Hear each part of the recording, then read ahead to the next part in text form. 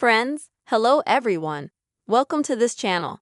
And in this video, I'm going to show you how you can easily mute notifications in Facebook Messenger app.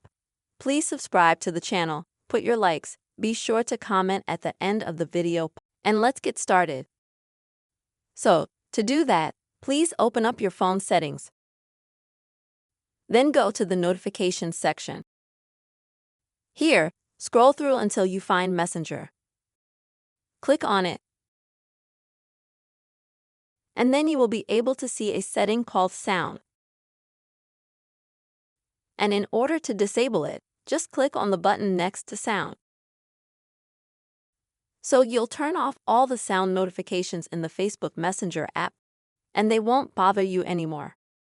Friends, this is the very simple way you can easily turn off the notification sound in Facebook Messenger app.